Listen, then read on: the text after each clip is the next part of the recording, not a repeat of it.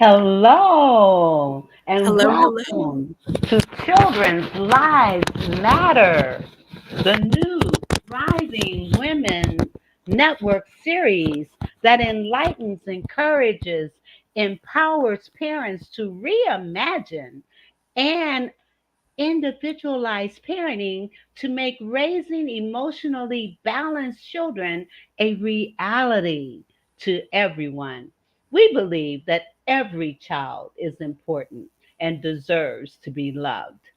For our first time viewers, my name is Vera Thomas, and I am streaming live from Ohio with Jessica Sheehan, I'm sorry, from It's Shein. Oregon. That's okay. Jessica, what is the theme for this month? Yes, Vera, hello. April is a special month called Child Abuse Prevention Month, and that recognizes the importance of families and communities working together to help prevent child abuse and neglect. This episode of Children's Lives Matter is focused on child neglect, a form of child abuse. This is the second in the series of 3 episodes that focus on the lifelong impacts of child abuse and what steps you can take to advocate for kids who have no one else to do so. So it's a very important topic this week, and I'm glad to be here with you, Vera. We've got a great show. And Vera, what is our quote for this week? Our quote to inspire thought for this week was written by David Pelzer, author of A Child Called It. He is also a humanitarian and inspirational speaker. And what he says is, what distresses me at times is that I meet a lot of people in their 40s, 50s, and 60s who still say they're a victim of child abuse. Hmm. Let's watch this video to learn more about the science of neglect.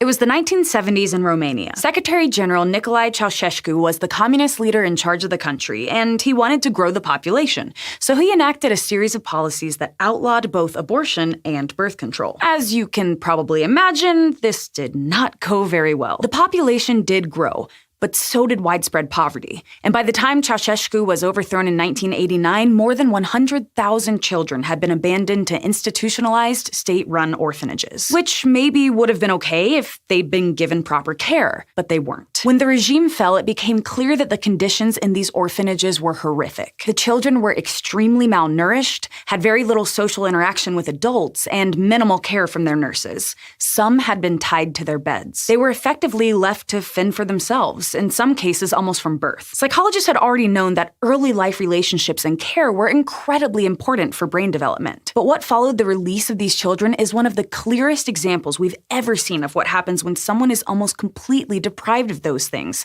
as well as how they might be able to recover.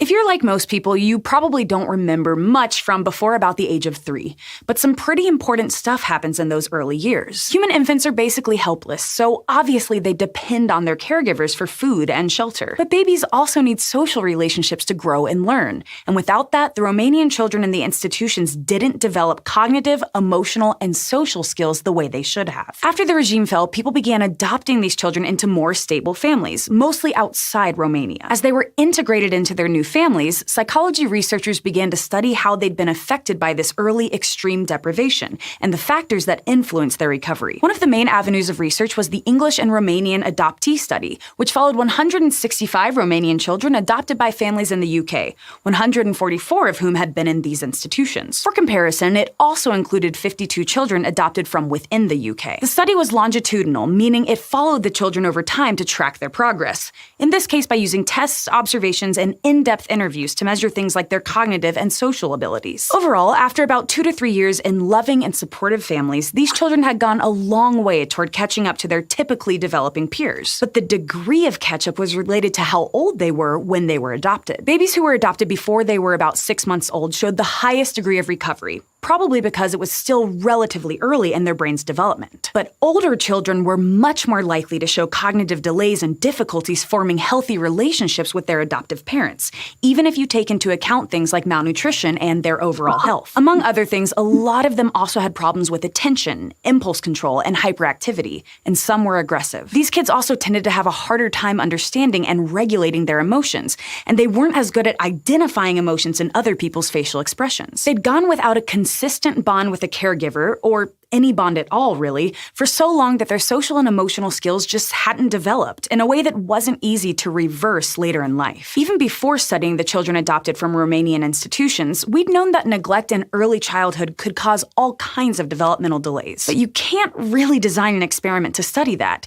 You can't subject kids to severe neglect on purpose. So trying to understand these children after the fact gave researchers hard data on the effects of early neglect that they couldn't have gotten otherwise. But the findings from the orphanage studies taught us something else about brain development too: the restorative power of relationships and interventions, even in cases of severe deprivation. The human brain is incredibly malleable. And yes, it's most flexible early in life, but you can rewire it later on too, at least to an extent. The road to recovery has been far from easy, but a lot of the children who were adopted from these orphanages have recovered more than some experts would have thought possible. There's no denying that those first few years of life are incredibly important, and abuse and neglect do a ton of damage. But with the right treatment and care later on, the damage isn't necessarily permanent. Thanks for watching this episode of SciShow Psych, which was brought to you by our patrons on Patreon.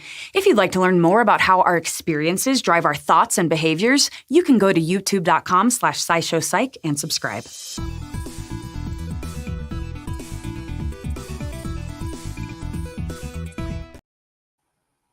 Welcome back to Children's Lives Matter. I'm Jessica Sheehan, and I'm here with one of my co-hosts, Dixie Ann Harris-Gordon.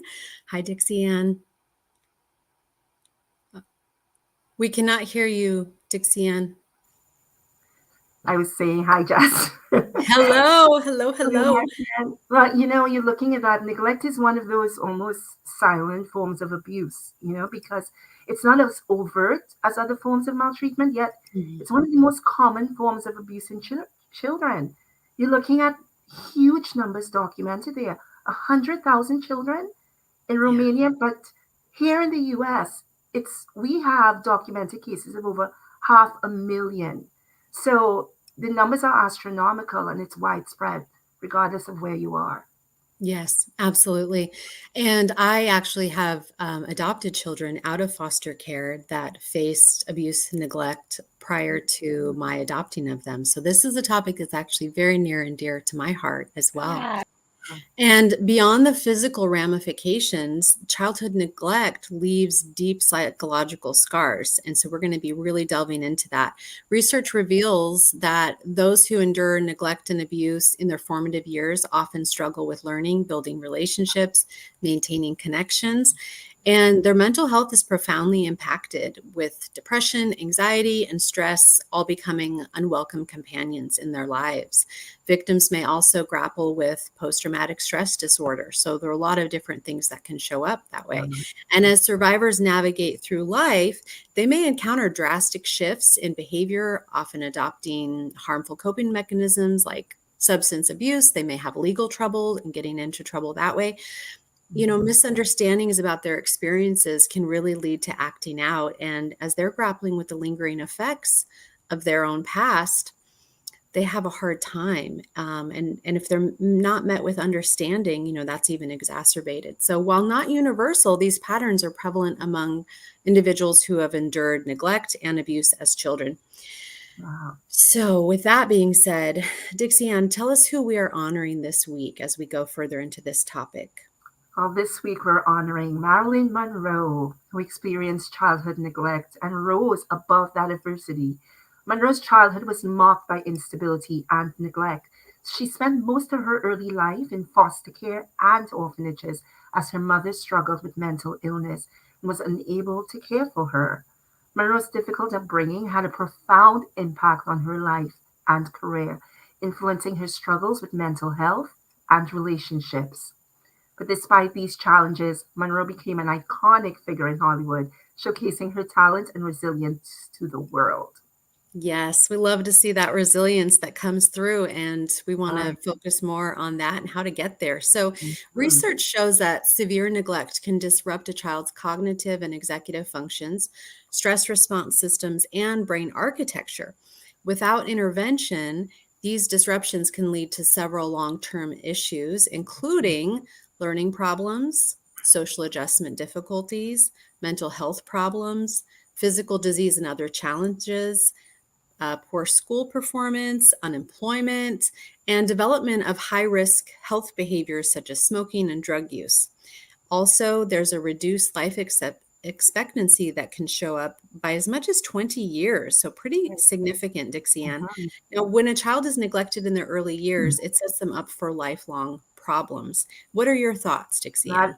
That's right. So true. We've become increasingly aware of the traumas that stem from physical and emotional neglect, especially during those first 18 years of life. We know now children who have experienced severe neglect have really high levels of cortisol in their bloodstream. And that's the stress chemical. That in itself leads to changes and damages in their brain architecture. And that is a lifelong affliction. We're looking at long-term on a broader scale. You look at adverse childhood experiences. In the US prison population, over 97% of prisoners have over one or more of these experiences. So I think the impact and ramifications of neglect on each individual and inevitably on the entire population, it's really quite pervasive. And that's why this conversation will continue, and it's so important. Well, Children's Lives Matter is sponsored by Thriving Women University. It's an affiliate of the Thriving Women Network. If you want to produce a franchise show, TWN provides the media network training, coaching, and mentoring to produce your own show. For more information, visit our website at www.thrivingwomennetwork.com. We'll be right back.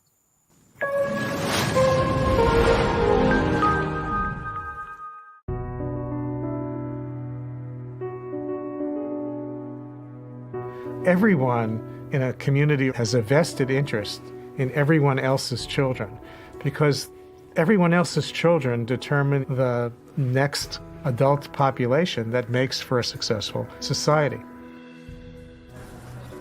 Built into our biology is the need to have responsive interactions with adults. Neglect for children is when they don't get what the brain is expecting to get, what the child is expecting to get, what we are biologically prepared and waiting for, which is input from those around us. It's this back and forth serve and return interaction that literally shapes the architecture of the brain. Serve and return begins when a child looks at something or observes something, makes an utterance, and that represents the serve. And the return is when the parent notices the child doing these things and responds to the child. Under conditions where serve and return is broken, you literally are pulling away what is the essential ingredient of the development of human brain architecture.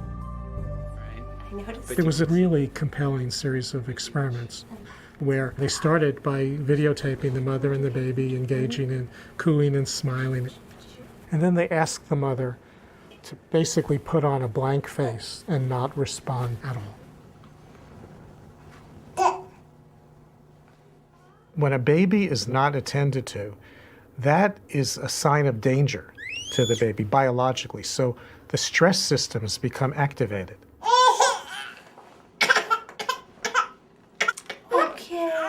In a brain that is constantly bathed in stress hormones, not that's up and down, that comes with normal development, certain key synapses, the connections between nerves, fail to form, and critical regions of the brain. So neglect both fails to provide the stimulation that's needed to develop the basic architecture, and when it's at a certain level, is one of the most potent activators of the stress biology of a young child. So you get a double whammy. Science points to 4 categories of this spectrum of neglect. The first category would be what's called occasional inattention, where children experience responsiveness most of the time, but occasionally adults don't respond. There's no harm in that, and in fact, there's probably some benefit. A child can learn to self-soothe and explore the environment, and all of those opportunities build brain architecture. The second category, scientists would call chronic understimulation, is where on a regular basis, children have less interaction with the adults around them than is needed for healthy development. Those children typically, when provided with enriched learning opportunities and more typical levels of serve and return, will show catch-up. The third category is what science would call severe neglect in a family where not only are there prolonged periods of inattention and lack of responsiveness, but often also associated with not being fed enough, not being bathed enough, not having basic needs met.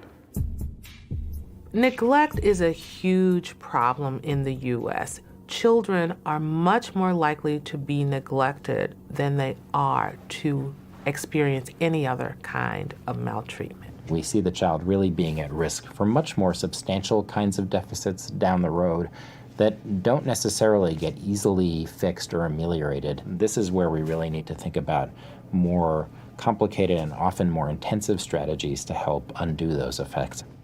The fourth category, called severe neglect, generally found in institutional settings, is the result of children living in kind of warehoused type situation in orphanages. And it doesn't have to even be as extreme as orphanages. It can be experiences that are regretfully occurring in many, many parts of our country. Often institutional care in this country is under the euphemistic name of transitional care or temporary care or assessment facilities. If you think about what institutional or residential care would look like for an infant, where there's somebody new coming on to the shift every 8 hours, it really alters the development of the child's brain architecture and other aspects of the child's development. We have the potential to change children's developmental trajectories. Interventions can apply to parents, to foster parents or adoptive parents, child care settings, Head Start settings, and other kinds of settings. And really, what they're about is attuning people to the serve and return process. Neglecting young children is neglecting the foundations of a healthy next generation. The community pays a huge price later in terms of the problems of the next generation, whether it be educational achievement, economic productivity, good citizenship, the ability to parent the next generation. All of the things that have to do with a healthy, prosperous society.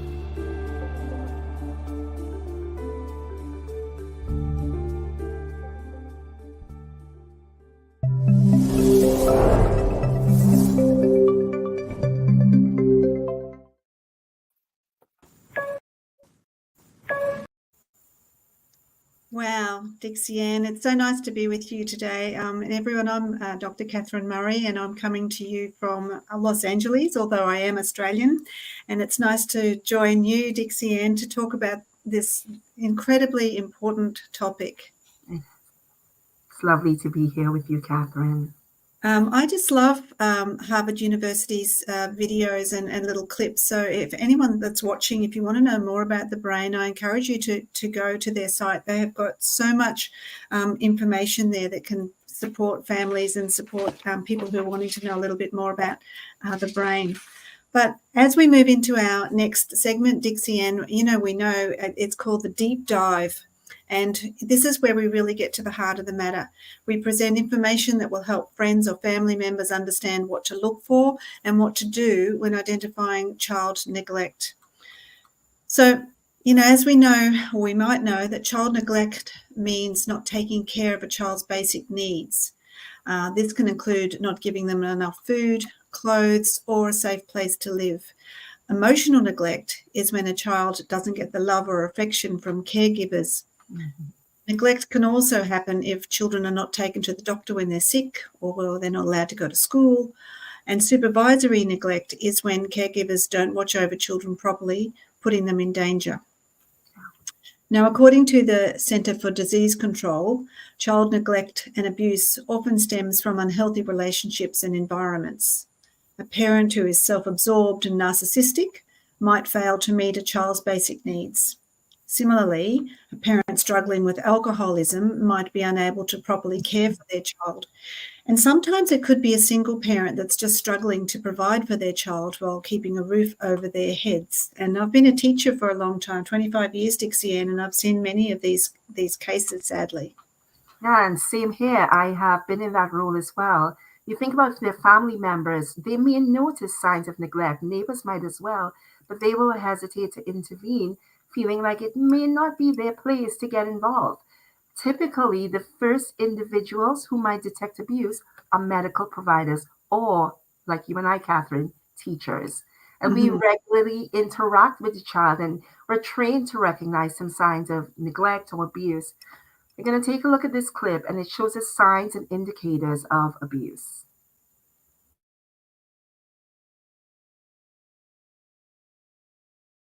There are a range of signs and indicators that might suggest a child or young person is being abused or harmed. These will depend on the type of harm they're experiencing, their age, their stage of development, or whether they have any disabilities. Also, don't forget that the signs may not be just about how the child is presenting in terms of their behaviour or the things they say. The signs may be about the behaviour and attitude of those that care for children, be they parents, carers, kinship carers, foster carers, residential staff or activity leaders, or their peers, wider family and neighbourhood networks. For example, children whose behaviour changes from their normal presentation, they may become aggressive, challenging, disruptive or withdrawn or clingy. They may have difficulty sleeping or start wetting the bed. Children with clothes which are ill-fitting, dirty or with constantly poor hygiene or hunger would be another sign, as would children who make strong efforts to avoid specific people without an obvious reason. Children who talk about being left home alone with inappropriate carers or with strangers. Or children who fail to reach developmental milestones, such as gaining weight, learning to speak, or walking late, with no medical reason. Then there are those children who go regularly missing from school or education, or who are reluctant to go home after school. Children who present with an injury where the explanation doesn't fit with the actual injury, for example, a baby who is bruised but not yet at the stage they can walk. Children who drink alcohol regularly from an early age. Or children who are concerned for their younger siblings without explaining why. Children who talk about running away, or who shy away from being touched or flinch at sudden movements.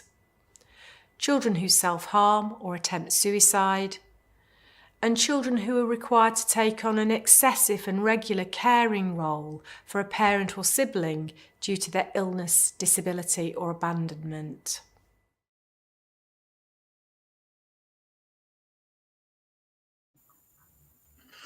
Wow, there are a lot of signs there, aren't there, Dixie Ann? There are. We just need to keep our eyes open for them. And when you know, it helps.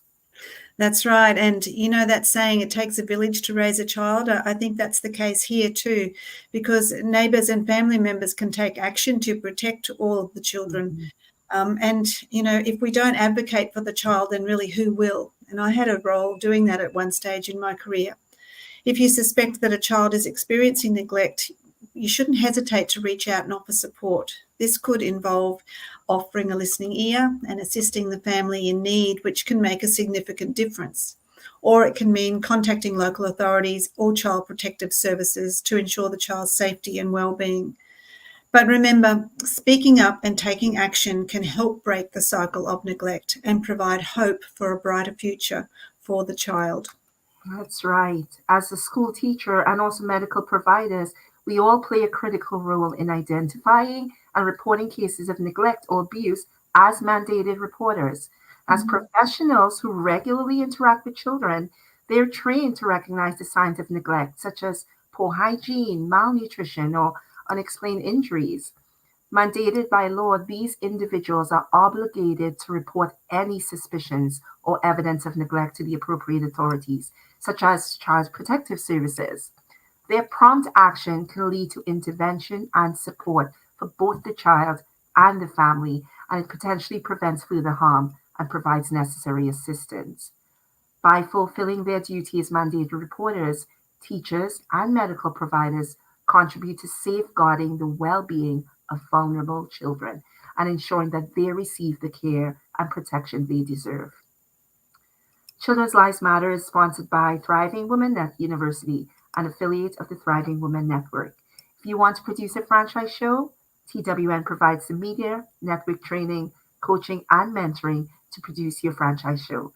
For more info, visit our website at www.thrivingwomennetwork.com.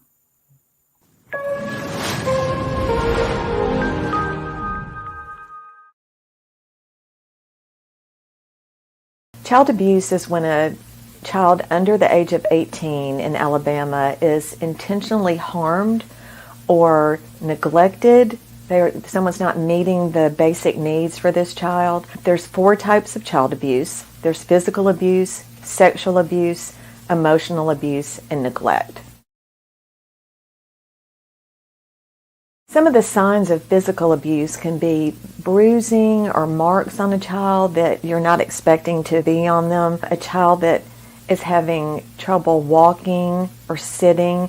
A lot of times physical abuse is covered up by clothing. So if it's extremely warm weather and there's a child that's got on long sleeves and a jacket, and sometimes that kind of makes you think, is something being covered up here? Sexual abuse is, you might see a child with a new onset of fears. They're spending too much time with someone. You're seeing a lot of gifts that are being given to a particular child. They might be having trouble sitting or walking as well. So a lot of times the signs and symptoms can be signs and symptoms of many other things, but if you see a pattern, then that's something that might make you be concerned. What children need to be aware of is that there is a plan of action. Just like they are taught what to do if there's a fire, they're taught what to do if we're having a tornado. They're even taught now what to do if there's an intruder in their school. So we need to give them those tools as well. As adults, we need to know it's our responsibility to keep kids safe. It's not the kids' responsibility. So we need to let them know they can communicate with adults. We need to listen to them if they're saying they're uncomfortable in a certain situation, don't want to be around someone. If you suspect abuse, you should report it. You don't have to prove it, it's just a suspicion. You need to call your local Department of Human Resources, or if you think a child's in immediate danger, call 911.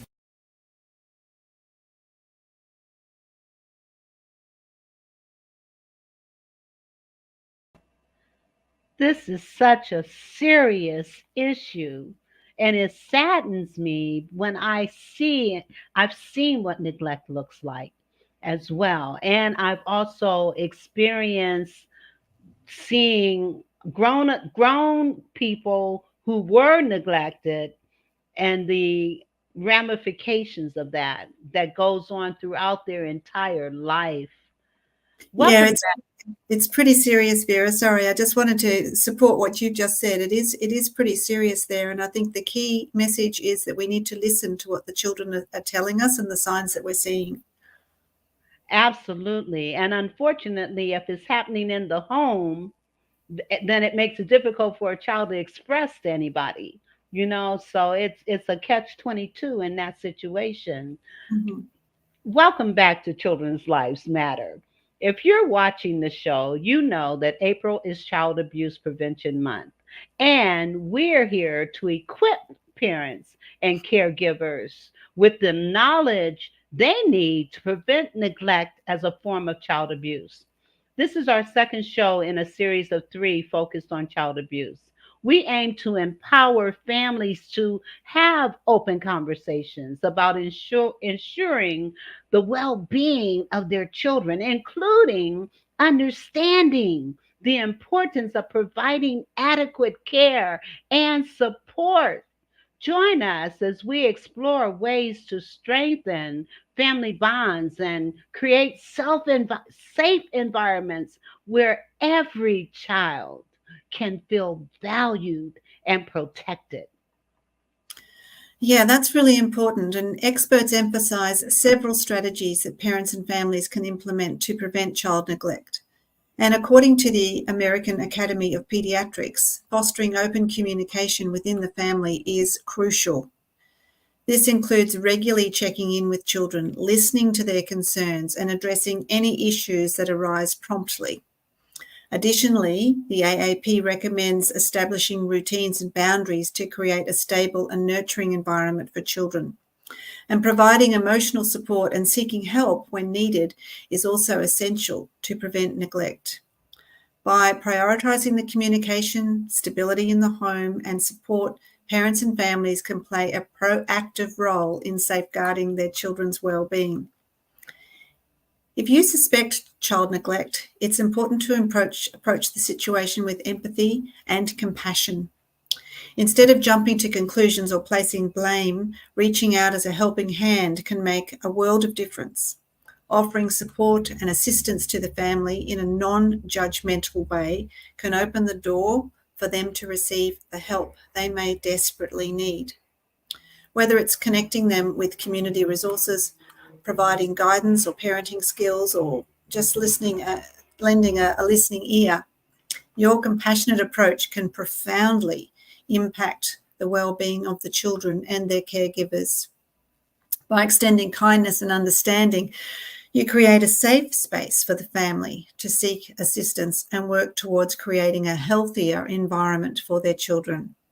And you know, Catherine, one of the potential outcomes for children who did not receive consistent caregiving may be reactive attachment disorder, or called RAD. Reactive attachment disorder is characterized by the inability of a child to establish a healthy attachment to their parent or primary caregiver. Attachment, the deep connection established between a child and their parent or primary caregiver, is incredibly important for the early development of a child and can impact their relationships with others later in life. That's right. And Vera, let's get some expert advice about this. And I'm excited to introduce our guest here, Jackie Finneman of No Problem Parenting and Podcast. Jackie is a trained mental health practitioner, and she focuses on RAD, the reactive attachment disorder, one of the outcomes of childhood neglect. Hi, Jackie, and welcome to the show. We're so excited to have you here so that you can share your wisdom with us. Well, thanks for having me. It's great to see you both. Yes. So, Jackie, just a little background. What led you to be a parenting coach? Started way back when I graduated high school in 1991. No, at 92-ish maybe. I was helping kiddos with special needs, working in my local school district as a paraprofessional. And about a year or so into that, my supervisor had come to me and asked if I'd do some after-school care for one of the kiddos that I worked with who had Down syndrome. I said, sure, I would love to care for her after school. So I started that venture and with that other agency doing both jobs. And shortly into that, my supervisor asked if I would work with a girl who had reactive attachment disorder. And I was like, reactive a what? Like, I have no idea what that is. And mental health was not on my radar whatsoever. And so I said, I have a lot on my plate. I'm going to college now. And, I declined it. Well, after the third time, I went to the public library. I looked up reactive attachment disorder on microfiche. There was no Google back then. And I was a bit freaked out, to be honest. At the severe end of that spectrum is like Charles Manson. Charles Manson was in 25 foster homes by the age of 10. How could he develop a conscience? How could he learn that adults could be trusted and were safe? And so I thought, no way, I'm not qualified to take on this role and help this kiddo. After the fourth phone call, the supervisor was desperate. She said this 10-year-old little girl had been in group homes and kicked out of schools, and the family desperately needed the support. So I dove in and decided to take on the challenge and learn all that I could about the diagnosis, and started to help the families. not long after, about a year into working with them full time, by the way, at that point, 40 to 60 hours a week, specifically with this family in their home, we had worked close to that a full year to get her treatment for the appropriate care that she needed. Traditional therapies, traditional parenting techniques do not work with the kids on the severe end of the spectrum. And so we ended up getting her treatment. Then I was out of a job. The local therapist for the family had asked if I was interested in becoming a counselor, a mental health practitioner with their agency. And I jumped right in and said, yep, I'm going all into this mental health stuff. I got to help and support these families. Wow, that's quite a story, and what a journey, and something it sounds like it was very unexpected that you would go in that direction. Yeah, absolutely. And so, I did end up making reactive attachment disorder my specialty. I continued over the next 10 years to learn, to go out and watch therapeutic sessions with families behind one-way mirrors. And I spent a lot of time in therapeutic foster homes, learning all that I could, never finishing my degree, never becoming a therapist intentionally, because I really thrive on and love supporting parents in their day in, day out challenges.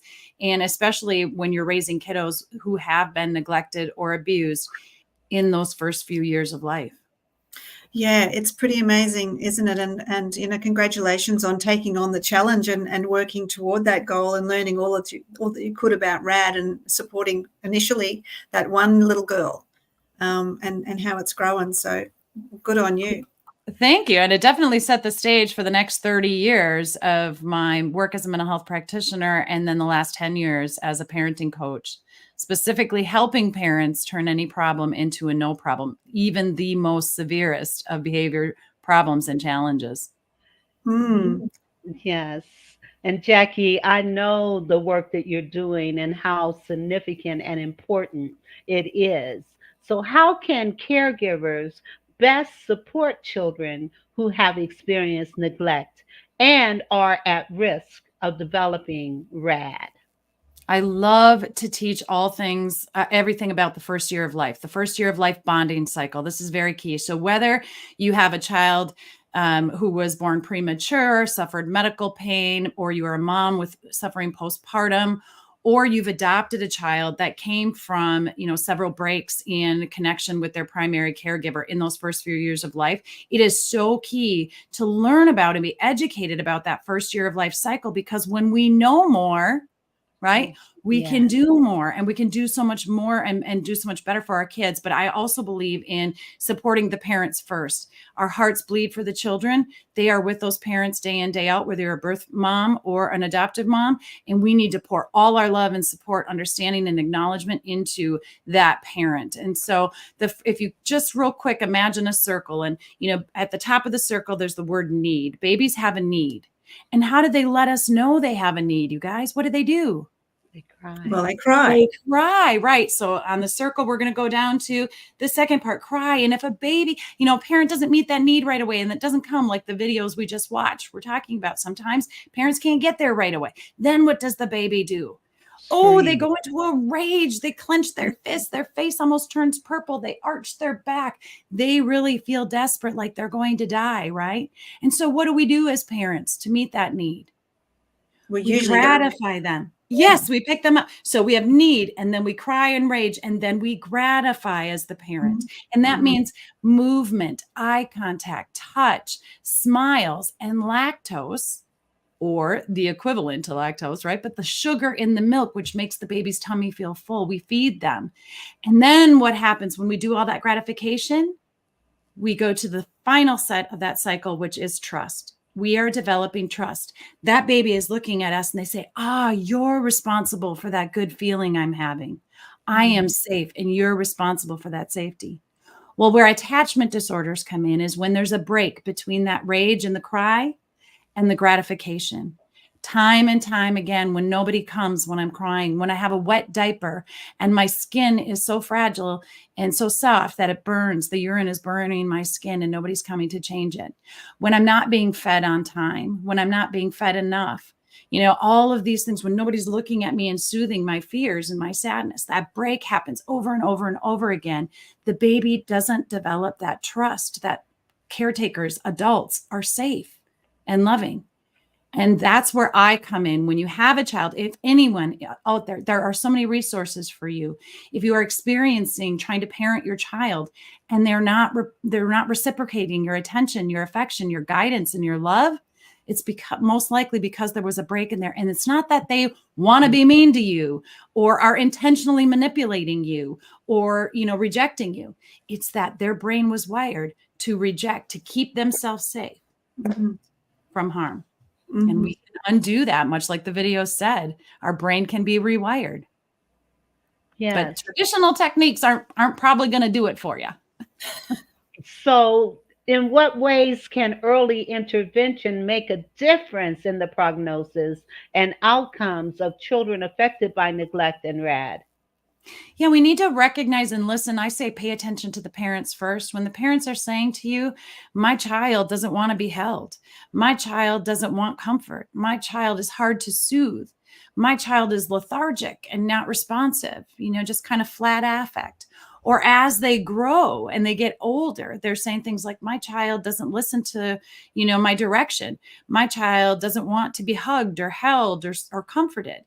Those are the kinds of things we need to pay attention, not just asking the parents, what have you tried? What kinds of things are you doing? And when the parent says, I'm doing all this traditional stuff and it's not working, instead of pouring on more traditional stuff, we need to get to the root of that problem, seek first to understand, take a look at that child's first 3 years of life and in utero, by the way, and discover where those breaks were, and then help that parent learn ways to not personalize the child's emotions towards them, the rejection towards them. And we need to acknowledge that the root of all of this is fear from that child and protection. And so in replacement of love, when love is not enough, when your love is not enough, we need to replace that with safety and teaching that child about safety. So it's really, early intervention makes a huge difference when parents are understood and given the right skills for the child who is not responding traditionally to love and guidance. Yes, that's a lot, but and I think your advice there, Jackie, is really pertinent and really helpful to the viewers who are watching us. But for those people who want to know the first step, so if you've adopted a child and discover that he or she suffered from RAD, what's the first thing that you would do as a parent to help this child, other than call you? What's something? Yeah, right. Well, there's many people in the world like me. It's just not all of us are very well known, maybe. But when you've adopted a child, even before the adoption, really thinking about things like, I'm bringing a child into my home and I've got all this love and affection and safety to give them. But where I got to meet them where they're at. So where did this child come from? And I've got to make sure that I'm not assuming that my parenting or who I am is or the child's behavior, I should say, is a reflection of me as a parent.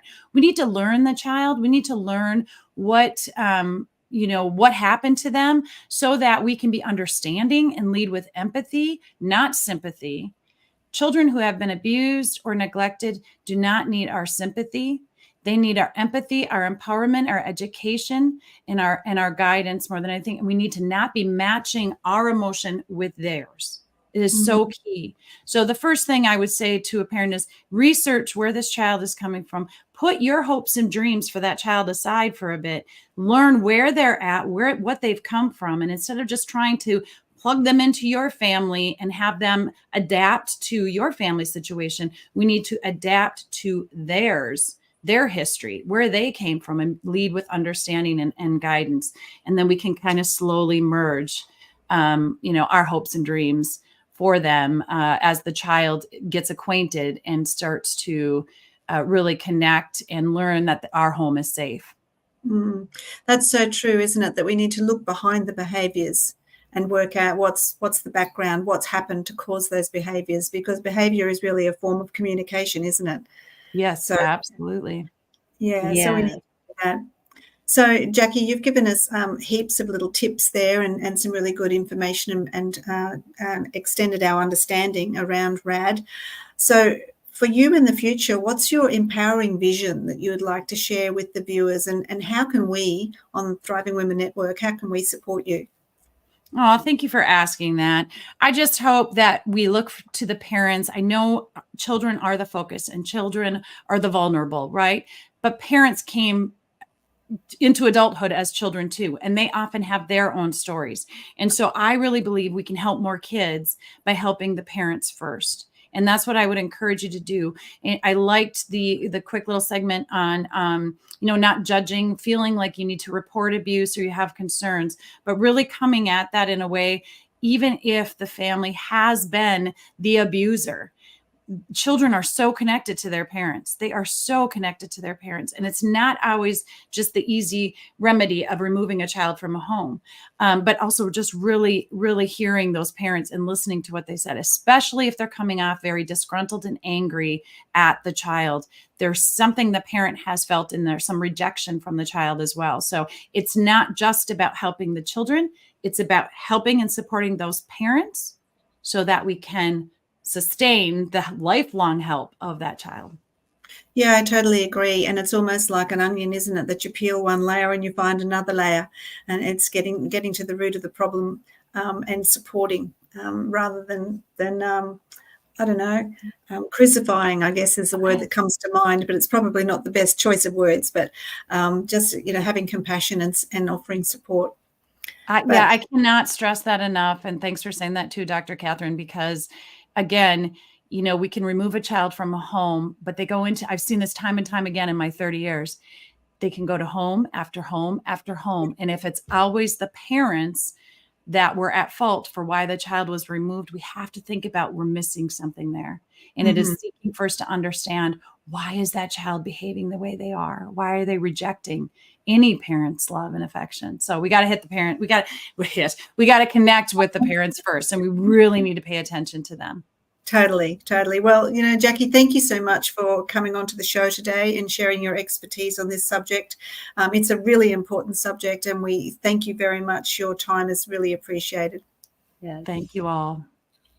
Yeah. Well, everyone, Children's Lives Matter is sponsored by the Thriving Women University, an affiliate of the Thriving Women Network. If you want to produce a franchise show, TWN provides the media network training, coaching and mentoring to produce your franchise show. For more information, visit our website, www.thrivingwomennetwork.com.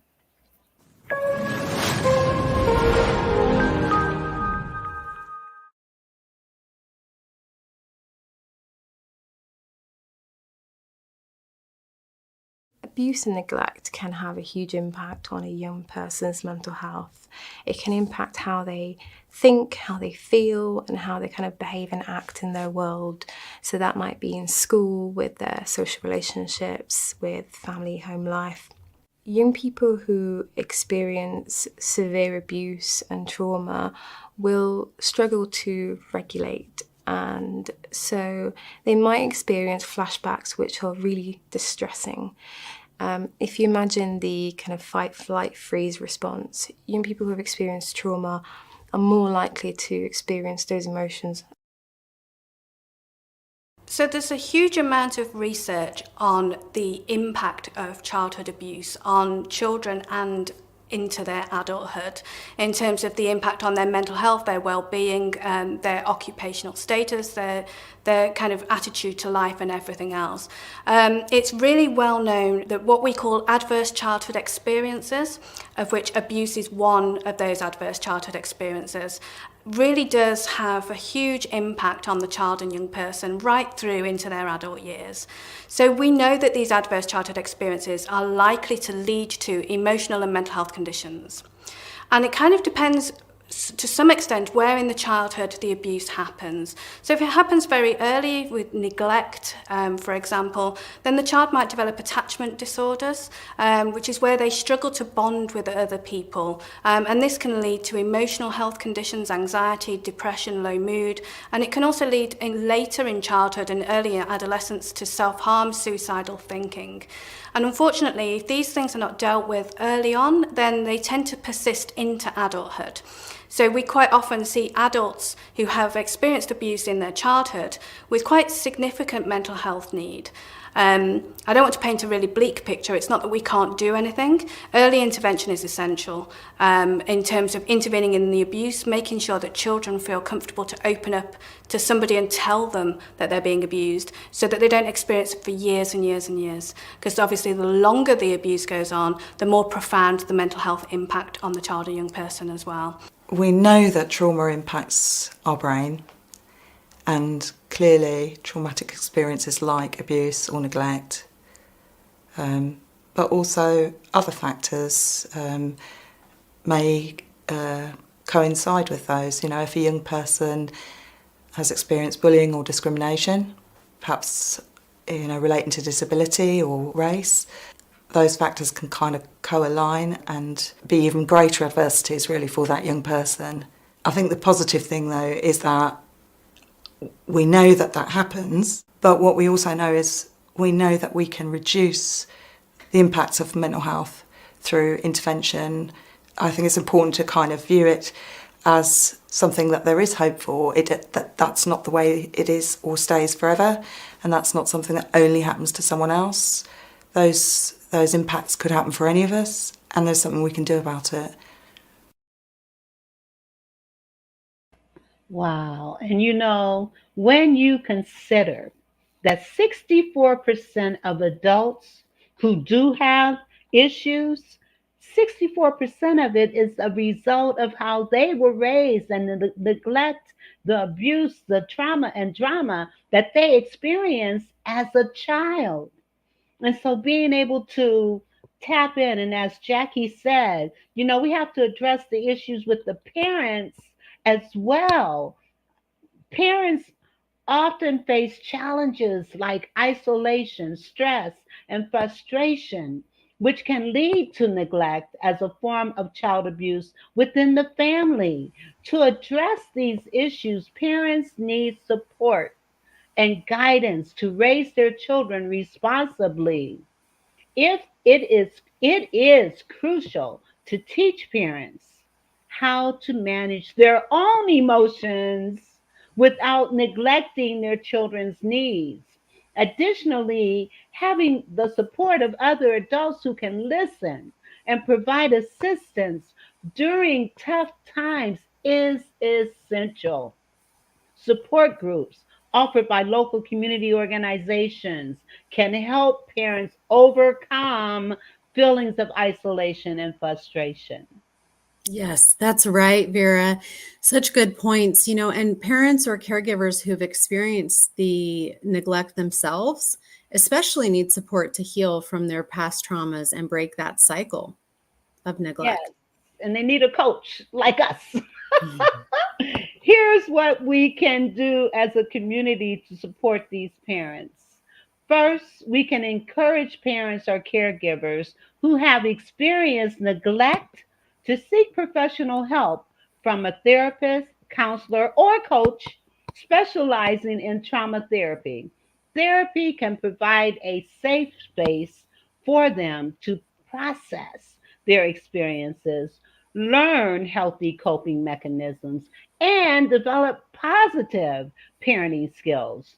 Provide access to workshops, classes, and literature on effective parenting techniques and child development. These resources can help parents or caregivers gain insights into nurturing healthy relationships with their children, setting boundaries, and managing stress in a constructive way. Yes, absolutely. And some more things that we can do and tips we can share here: encourage parents or caregivers to build healthy relationships with their children based upon trust, communication, and mutual respect. Provide guidance on effective communication strategies and conflict resolution skills, and fostering emotional connection with their children. Also, helping parents or caregivers identify and address any underlying issues such as substance abuse, mental health disorders, financial difficulties that can contribute to neglectful behaviors, because those are stressful, right? So connecting them with appropriate resources and support services can help them to address these challenges effectively. And I think just like children, parents will do well when they can. So if something is going amiss, they probably have some kind of lagging skills that they could use some help with. Yeah. So we're going to have another break now, Vera. But as a reminder, everyone, we appreciate you watching and being here with us, however and wherever you're watching. And Children's Lives Matter is sponsored by Thriving Women University, an affiliate of the Thriving Women Network. If you want to produce a franchise show, TWN provides the media network training, the coaching, and the mentoring to produce your franchise show. For more information, you can visit our website at thrivingwomennetwork.com, and we will be right back.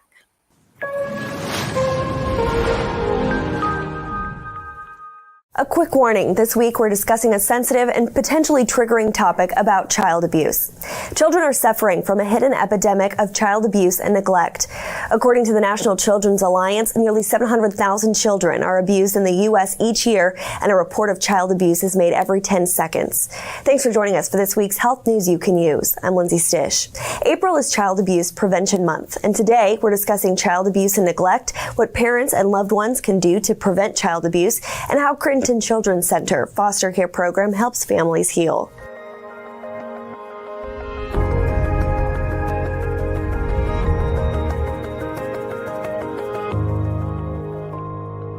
With me today is Tanisha Leal, the foster care manager at St. Luke's Crittenton Children's Center. Thank you so much for joining us. Thank you so much for having me to discuss this very important topic in our community.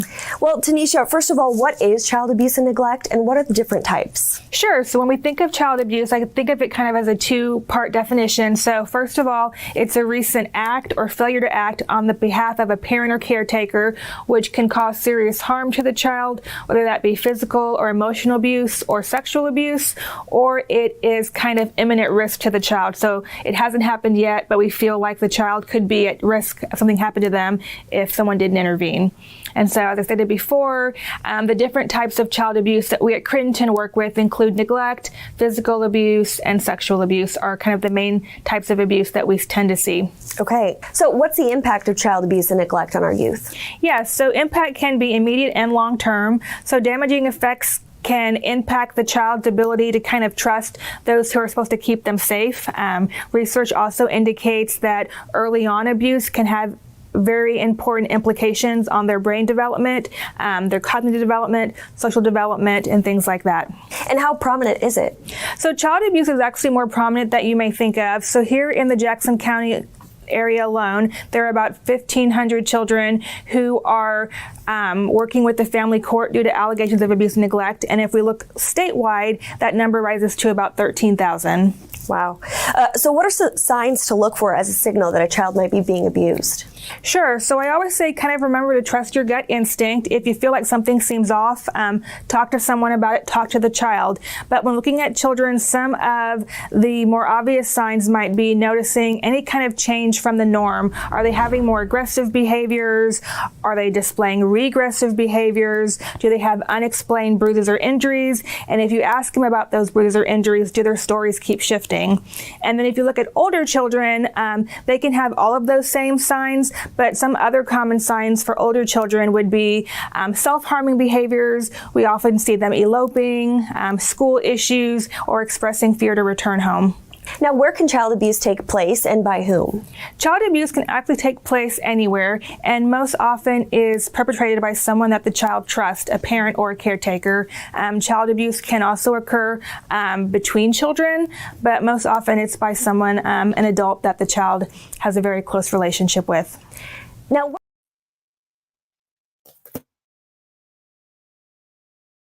oh, we can't hear you, Dixie Ann. I'm back.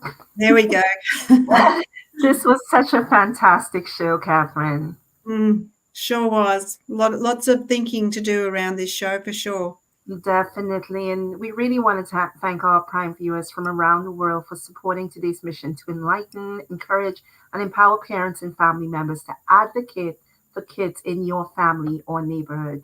Support us, please, by joining our Facebook group, Thriving Women TV, and by telling a friend.